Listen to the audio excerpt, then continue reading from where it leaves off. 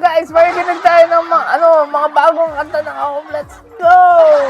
Ito yung ito yung mga ibang kanta. Kasi hindi na natin pakikinggan yung yung, ang tawag dito, Sugar High. Napanood na natin yun, napakinggan na natin, nagawa na natin ng reaction yun.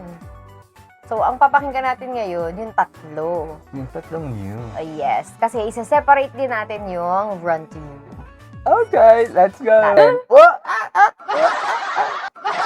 Pero ang lakas ng ng dating ng yung intro pa lang, ang lakas ka agad ng bagsak no? Na, it's like a great morning song. Pag-gising mo Start ng your umaga. day. Ito yung pakikinggan mo. Para mas masarap maglinis ng bahay. Alam mo yun, gano'n.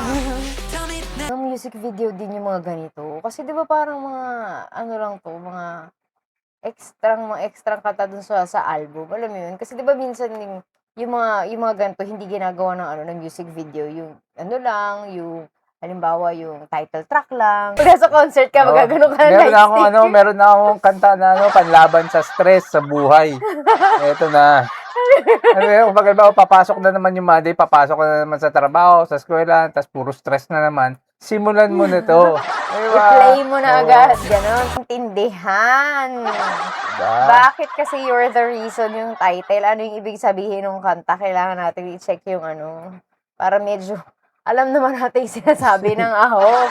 Wawa naman tayo. Umaasa lang tayo lahat sa tono. Pero in fairness, maganda yung tono. Tama. Maganda. May yung feel ng kanta ng Ahop na, alam mo yung parang, ang pleasant. Ang pleasant ng, nung kanta, nung tono, parang, paggising mo sa umaga, hindi ka bibigyan ng vibe na parang, mainit ang ulo ko, gano'n. Wala siyang gano'n, no? Masaya siya, masaya. Masaya siya. Sabi nga nila, good vibes only. Ganun. Okay, game. Ito naman ang Our Story. Let's go. Napakinggan na natin to pero gusto kong marinig yung album. Sa mga concert. Yun, puro fan, lang naman yung napanood natin, di ba? Oo. Ganito yung na. Okay lang.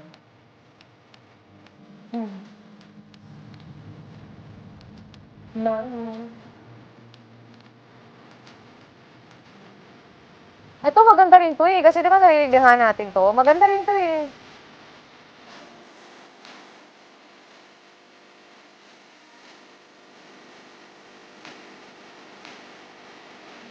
Nag-build up siya, no?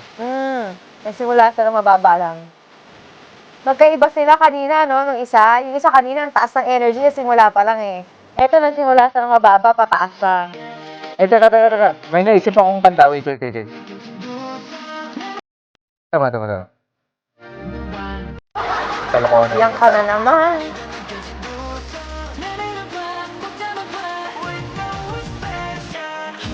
We're short skirts, I t-shirt. He's cheer captain and I wanna be just. Ewan ko sa'yo. Bahala ka. Taylor Swift pala ito.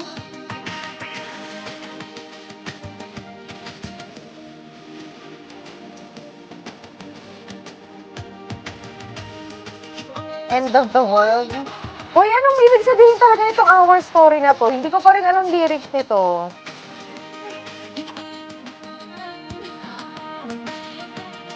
Ay, wait lang. May napansin na ako. Wait lang. Yung part na to, na alam mo yung kumakanta si Honey, You're Always on My Mind, blah, blah, blah, blah, blah. Tapos after doon kumanta sumunod si JL, You're Always on My Mind, blah, blah, blah, blah, blah. Pareho lang din sila. So, i-connect mo? Hindi, dilulo lang. I-connect mo, ipipilit mo. Oo, ganun talaga pag ka. Pag dilulo ka, kinokonek yung mga bagay-bagay na ganun. Yung isba nga, nakatingin lang sa salamin ng ganun, kinokonek eh, di ba? Rules editor ka siguro. Ay, hindi. Hindi.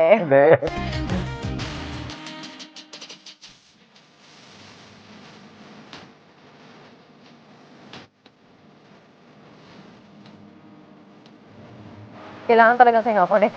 Oo, gagawan mo ng paraan. Kailangan dinulo.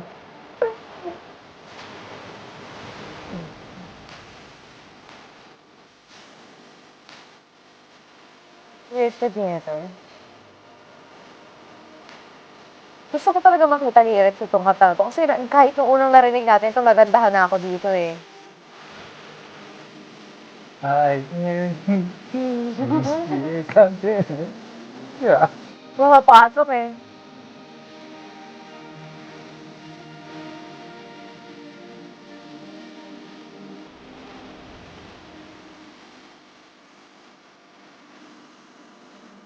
May ano kasi may lyrics kasi ni End of the World eh. Yung ano pa yung ano nun, parang hanggang sa Huli.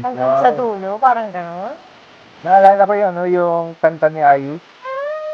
Yung parang may alien invasion. Ah, oo. Ang ganda nun.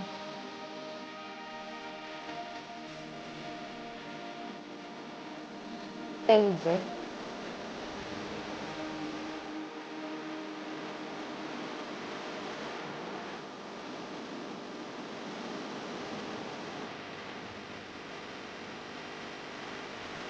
I'm Iba always yung by your pakiramdam nito, no? side. Ano siya eh, parang itong kanta na to, yung kanina, ang taas, mama. Alam mo yun, nagbibigay siya ng ano, ng energy, yung unang kanta kanina. Yung, ano, you're the reason, ano yun, yung title, yung reason, ano yun? Yun, nagbibigay siya ng, parang, ano yun, nagbibigay siya ng energy. Ito parang, ano siya, parang medyo, uplifting ng onte yung, ano, yung tono niya. Hindi siya parang, hindi siya parang pang-energize, ganun. Parang mayroon siyang certain feel na, ano, na binibigay. kapag pinakikinggan mo siya, parang comforting yung kanta, parang ganon. Parang ganun. Comforting yung kanta, parang may feel siya na ganon. Iba, although parang kung pakikinggan mo yung kanta nila, yung dalawang magkasunod, parang kala mo similar, pero pag pinakinggan mo siya maigi, hindi, magkaiba sila ng vibe. Magkaiba sila. Yan yung mga nakakaaliw sa ano eh, sa mga kanta ng Ahof eh. Yung kada kanta, iba talaga yung tema. Iba yung kanyang story. Yung isa nagbibigay ng story, yung isa nagbibigay ng reason. Pero ano, both yung kanta na to, gusto ko sila pareho. Pareho silang maganda. So far, yung alam mo yun, yung pag mag-grade ka ng mga ano, ng mga kanta ganyan, or mag-grade ka ng ano, pareho silang pasado, gano'n. Wow, ganun. Pakinggan natin yung susunod, mga kaibigan. Ito yung mga kaibigan, mga brothers and sisters. Diba ito yung nakaraan na nung pinakinggan natin yung medley? Diba? Yung highlight. Ito yung sabi ko, ay gusto ko to. Tingnan natin kung gusto pa rin natin.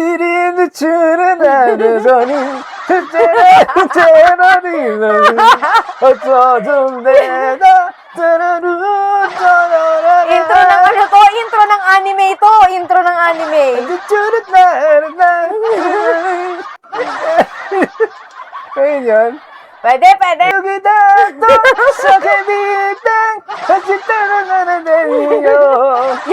Ito pala yun. Tama na, ayoko na. Ito na ang panalo. Ito ang pinakagusto ko. Gusto ko to! Ito ang pinakagusto ko. Ang ganda ng chorus! Kung agree kayo dyan, just say yes. Diba? Ang ganda ng chorus. May ang ganda rin, yung pili niya ng nota na itinataas ng gano'n ng konti yung Gusto nota. ko rin yung pumipitik na. Cute! Gusto ko nito. Ito, gusto ko to.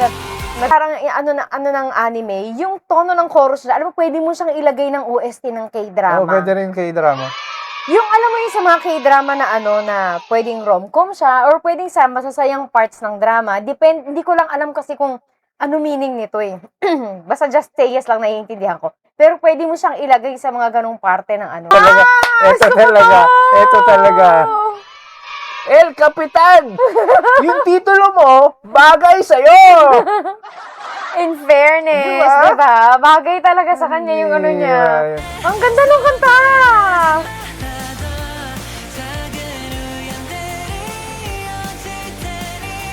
Alam mo sa may isang kanta na na may ganitong feel na nagustuhan ko, yung kanta ng Alamat. Ito nga yun, yung Alamat. Ito, kakanta natin. Yung kanta ng Alamat, alam mo ko alam niya, anong title nun? Teka, isipin ko yung tono na. Sa kalangitan, ihanda ang panarawat hanggang pinansusunod natin ang kasamaan.